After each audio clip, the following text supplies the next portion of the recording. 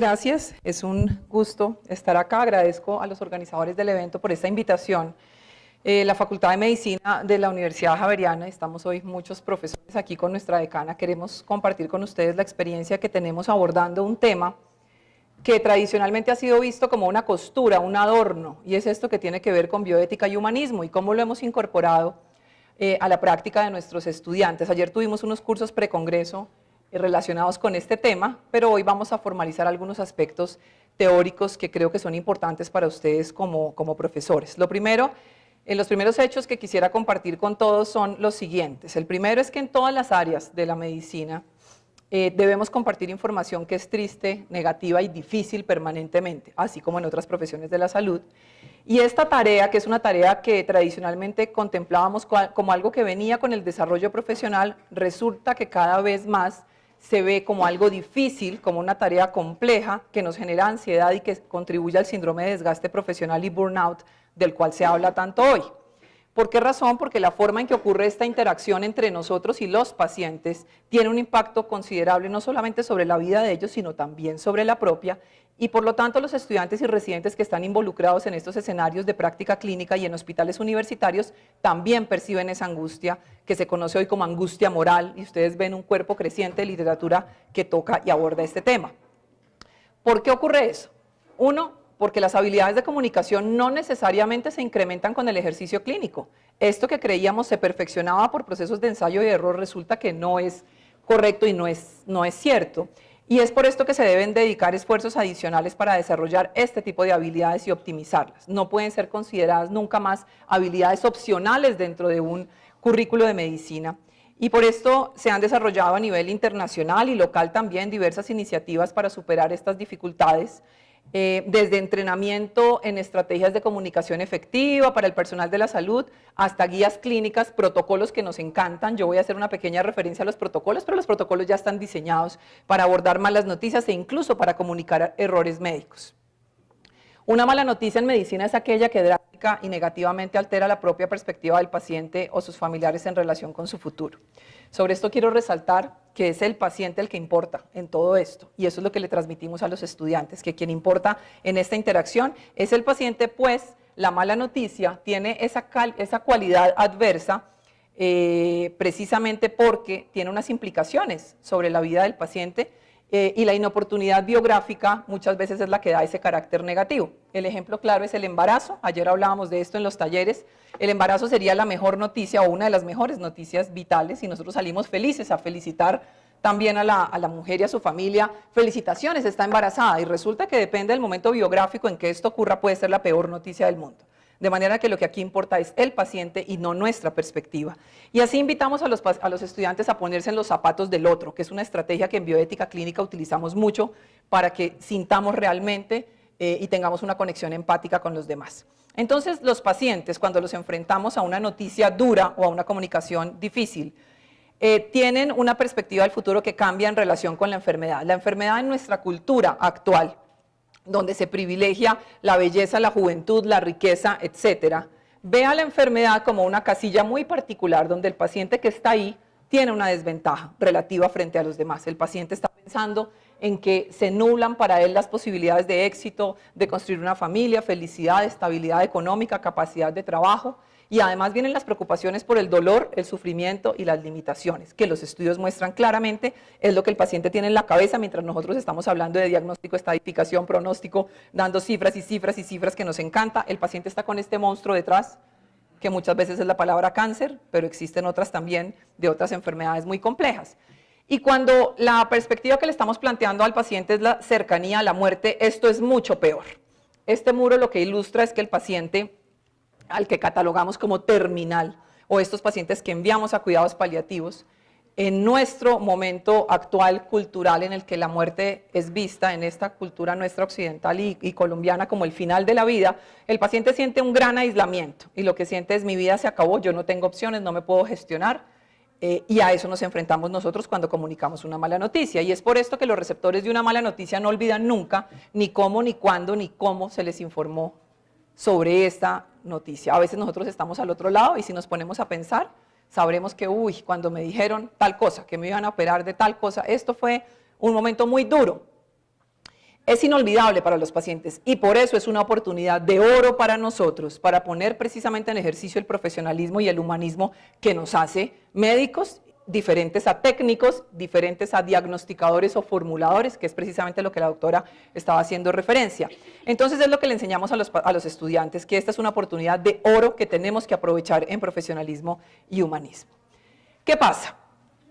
Existen muchas barreras para comunicar malas noticias, barreras que nosotros no reconocíamos tradicionalmente, pero como digo, la literatura ha ido avanzando, explorando qué ocurre con los médicos al momento de dar una mala noticia. Y lo que tenemos son barreras, una tras otra. Los estudios que vienen de las ciencias sociales, de antropología, psicología y otros terrenos ya han evaluado claramente que nos sentimos inseguros, ansiosos cuando vamos a dar malas noticias. Tenemos temor a la complejidad de la interacción humana que allí se va a dar. Sentimos que tenemos pobre capacidad de argumentación moral, y eso lo quiero subrayar, porque esto es un hallazgo común en muchos otros temas de educación médica, donde no sabemos muy bien la guía, citamos y recitamos el protocolo, pero cuando dicen, ¿y por qué no dejan de hacerle a este paciente? ¿O por qué no una reorientación terapéutica? Dicen, Dios mío, llamen a los de bioética, presenten en el comité de ética, yo me siento débil en argumentación moral. Los estudios ya lo confirman muy claramente y en este tema eso es muy claro. Y por eso es útil a los estudiantes mostrarles cuáles son todas esas herramientas a las cuales les pueden apelar cuando vayan a tomar estas decisiones. La enseñanza curricular no ha sido la mejor. Si yo les pregunto cómo aprendieron a dar malas noticias, seguramente en todos los auditorios dicen ensayo y error, viendo a mis profesores. Entonces, claro, hemos imitado a los modelos educativos, hemos evitado ser como los antimodelos, unos y otros, pero después viene el ensayo y error. Yo no tengo conflicto con el ensayo porque todos ensayando aprendemos. Tengo problemas con el error. Porque un error es muy costoso en este tema de dar malas noticias, como vimos. Es una situación que es inolvidable para el paciente, por lo tanto no lo podemos someter a que alguien esté cometiendo errores y poquito a poco aprendiendo cómo hacerlo. Y por último, pues está vinculado a todo el síndrome de burnout, de desgaste profesional, y las profesiones que peores noticias dan, pues tienen peores indicadores en burnout. Esto es solamente para mostrarles cómo, desde la perspectiva del paciente, cada vez hay más estudios que muestran cómo tenemos dificultades y es una tarea muy difícil para nosotros. Nos ven temerosos, angustiados, ven que los residentes los mandamos a dar malas noticias sin que ellos sepan cómo hacerlo. Todo esto, como ustedes ven, cada vez aparecen más y más y más escritos sobre este tema y eso nos lleva a reflexionar como profesores y a pensar que se requieren estrategias formales. Ahora, ¿qué pasa con nosotros los médicos? Tenemos actitudes evasivas respecto a comunicar diagnósticos adversos e incluso eventos adversos, y eso es algo natural como seres humanos, pero hay que aprenderlo a manejar. También tenemos una tendencia que es un poco peligrosa a minimizar la gravedad de las situaciones y a decir, no, es un tumorcito pequeñito, y yo, tranquilo, que con la cirugía es algo pequeño, no te preocupes, a minimizar, a usar diminutivos, y eso en este punto de dar malas noticias va a ser algo muy conflictivo. Tenemos además temores que han sido bien estudiados, como les decía, desde la psicología, a causar dolor. Los médicos sí causamos dolor, pero normalmente en pacientes inconscientes, con cierta anestesia, pero no conscientemente y en un paciente consciente. Tenemos temor a la reacción del paciente, al propio dolor, por simpatía humana, porque somos dos personas que conectamos, a expresar nuestras propias emociones, porque fíjense que tradicionalmente nos han enseñado, y muchos tenemos todavía algo de eso, que el mostrar las emociones altera el juicio profesional, o sea, muéstrese serio, que usted está concentrado, que no lo vean flaquear. Bueno, a ser culpados como mensajeros portadores de una mala noticia. Todos sabemos qué le pasa a los mensajeros de una mala noticia en la historia, que cuando la dan, bueno, a procesos médico-legales, que es un temor contemporáneo y cada vez más fuerte, y los estudiantes vienen con ese temor en la discusión de errores y de complicaciones, a la falta de protocolos, porque nos encantan los protocolos, pero yo voy a hacer referencia a los que existen en este tema más adelante, a reconocer la falla terapéutica y a la jerarquía médica, y eso es un problema propio de los hospitales universitarios, donde ¿qué pasa? El docente puede pensar, a este paciente sí le vamos o no a informar sobre esta mala noticia, y el residente y el estudiante pueden decir, pero ¿por qué le están ocultando? ¿Por qué no? De manera que hay unos conflictos morales interesantes que no vamos a tocar hoy. Pero fíjense que cuando nos evalúan a nosotros, a los médicos, al personal de enfermería y al personal de la salud, no solamente le preguntan a los pacientes, sino nos preguntan a nosotros, también es cierto que tenemos unos niveles de estrés muy alto, que nos angustia mucho este momento, que lo postergamos, que le sacamos el cuerpo, que vemos pacientes que van de uno y otro y nadie les concluye ni les dice finalmente qué es lo que tienen, hasta que llega a un último recurso que a veces termina siendo, como les digo, los comités de ética o los servicios de ética clínica, y eso pues no es lo adecuado y los estudiantes están aprendiendo esto. Sobre esta diapositiva, lo que quiero, no miren mucho los números, solamente quiero contarles que este es el estudio más citado en cáncer, en malas noticias, y me oirán hablar mucho de cáncer porque es donde más se trata este tema, pero fue una encuesta que se hizo en ASCO en 1998, la reunión anual de oncólogos clínicos, que es muy, muy prestigiosa, todos los oncólogos de experiencia van una vez al año a su reunión, y a estos oncólogos se les preguntó sobre su percepción, cómo se veían ellos mismos al momento de dar malas noticias. ¿Qué diríamos nosotros? Pues que están muy bien, porque los oncólogos son vistos por la profesión como unos expertos en dar malas noticias. En Norteamérica, que todo lo miden, ya calcularon cuántas malas noticias da un oncólogo durante su vida profesional, y son 20,000. Y para un oncólogo, pues estas son malas, o sea, una tras otra, noticias muy complejas, y eso hace que deben ser unos expertos, pero fíjense que cuando les preguntan cómo se sienten, solo 11% dicen muy bien, muy tranquilo, con este escenario de dar malas noticias. Bien y más o menos el 80%. Y cuando les preguntan qué siente, que es la parte más difícil de comunicar malas noticias, lidiar con las emociones del paciente, sobre todo el paciente que llora y el paciente molesto, ¿cierto? Y ser honesto, decir la verdad, pero no quitar la esperanza en los pacientes. Esto después se replica en una cantidad de estudios en otro tipo de terrenos que no son el oncológico, y nos llevan entonces a la pregunta de cómo debemos informar actualmente a los pacientes. Pues no hay una única respuesta y por eso no hay un protocolo, porque las comunicaciones difíciles son más un arte que se va desarrollando con el tiempo, que requiere unos principios básicos, pero no hay un modelo perfecto aplicable a todos los casos y que le podamos enseñar por protocolo a los estudiantes para que lo repitan. Lo que sí existe es una manera de hacerlo humana y ajustada al profesionalismo médico. Y en la experiencia nuestra, tocando estas fibras, es que hemos logrado que se enganchen nuestros residentes, nuestros estudiantes y nuestros profesores, que es otro público difícil al cual toca llegarle en términos de estos temas que, como les decía, han pasado de ser una costura a ser algo cada vez más formal.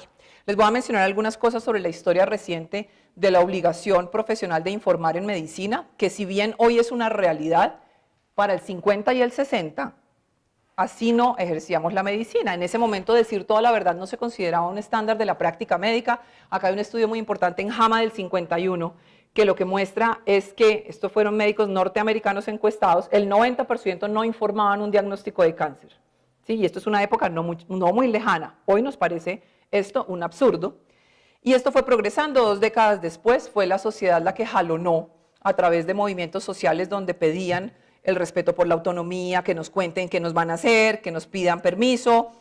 Cambió completamente y en estos estudios se muestra cómo ya para el 70, el 90% de los médicos informábamos sobre un diagnóstico de cáncer, que es un diagnóstico, digamos, muy difícil para los pacientes. Fíjense cómo esto cambió en un par de décadas. Para el 80, como ustedes saben, se reivindica a nivel mundial toda la noción de autonomía en medicina y aparece toda la doctrina del consentimiento informado, que hoy es una pregunta de examen, una pregunta de preparatorios, una pregunta de boards, que es cuál es el documento que expresa el respeto nuestro por la autonomía del paciente. Respuesta, consentimiento informado. Los estudiantes hoy lo traen, digamos, muy claro, pero realmente esto lo que expresa es eso, el respeto por el otro, el reconocimiento y darle información también, la obligación de darle información, porque el paciente solo es autónomo y libre si lo hemos informado previamente.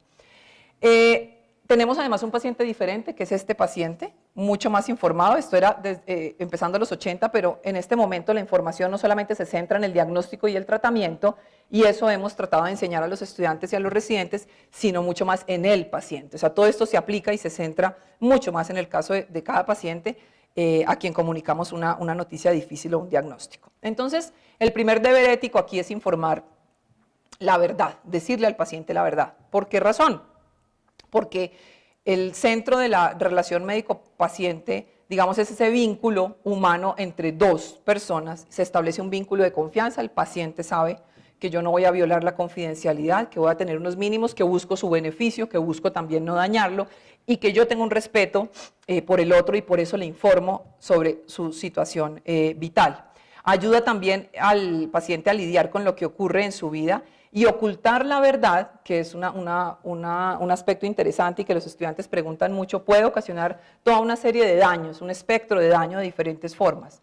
Digámoslo así, Si yo le oculto a un paciente que tiene una expectativa corta de vida, nunca podemos estimarlo con precisión, obviamente, por la incertidumbre que rodea la medicina, pero sí podríamos decir que la expectativa es corta en nuestra experiencia y eso no se lo informamos al paciente. Creemos que no pasa nada, que lo protegemos, somos paternalistas por completo. Pero ¿qué pasa? El paciente planea su vida dependiendo de lo que nosotros le estamos informando. Y eso lo puede llevar a tomar una cantidad de decisiones vitales, familiares, incluso financieras, dejar cosas resueltas relacionadas con lo que yo oculté o lo que yo dije. De manera que tenemos una obligación moral muy importante que hemos logrado transmitir a los estudiantes o a los residentes a través de esta estrategia que les estoy planteando.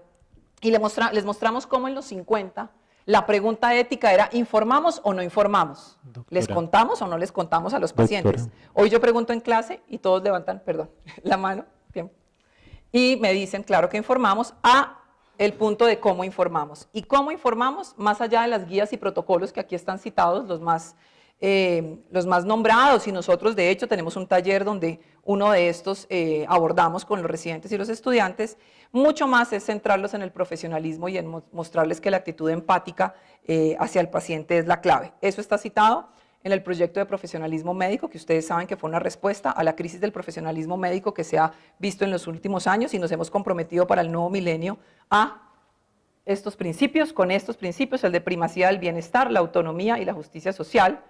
Y finalmente, porque sé que terminó mi tiempo, entonces la responsabilidad ética va mucho más allá de ser informadores e informar una mala noticia. Y esto a través de talleres lo hemos hecho mucho más palpable, les mostramos a los estudiantes cómo debemos gestionar al paciente como un agente moral y utilizando y apelando a la retórica, al afecto que le ponemos al encuentro con el paciente y al modo y a la actitud, y de eso hay todo un desarrollo, digamos, dentro de los talleres.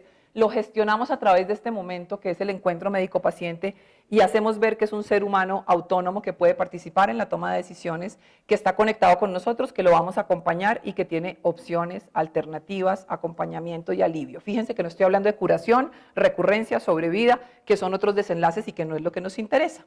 De manera que para finalizar los protocolos, todos para mí expresan la conexión empática con el paciente, o sea que no importa cuál utilicemos.